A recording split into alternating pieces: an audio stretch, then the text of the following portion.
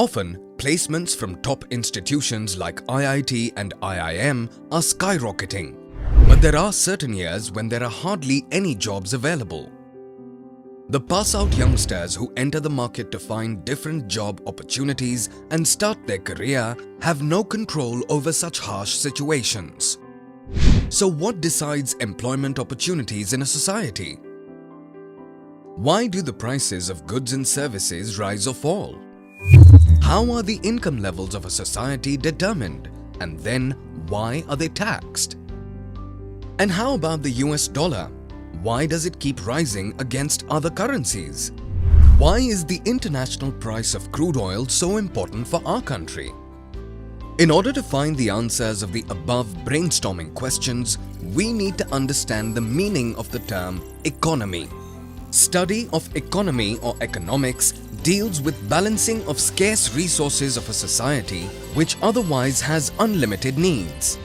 Now let's look at what these resources are and how they are utilized through a churning process called Gross Domestic Product or GDP. 1. Resources. Scarcity of land area of a country or society.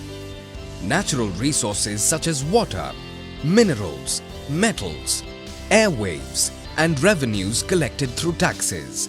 2. Economic activity. The above-mentioned resources interact with each other through jobs and occupations in sectors like agriculture, industry, and services. The sum total of this churning process is measured in terms of GDP. 3. Public expenditure.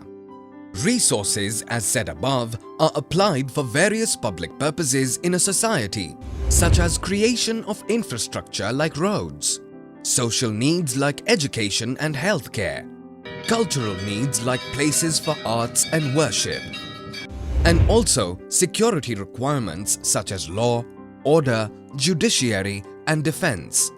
Well, if everything is so simple, then why ups and downs in economic activity that affect our lives so much? The reasons may be numerous. However, the major ones could be 1. Global forces.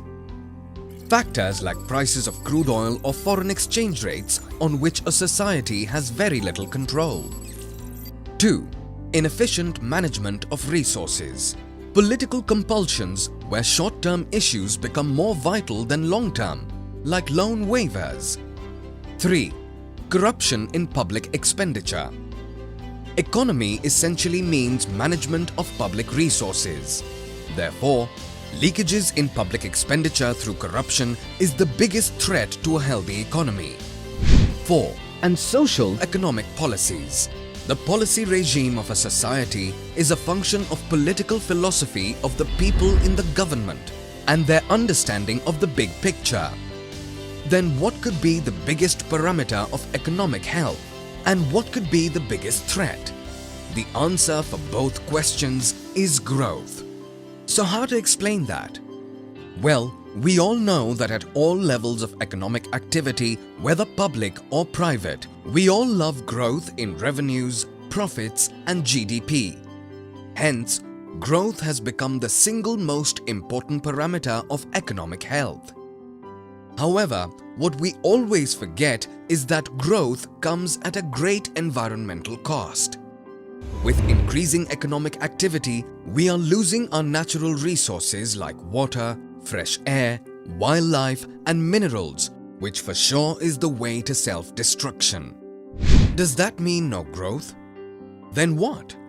The answer is sustainability and a check on human population. Doesn't it make better sense?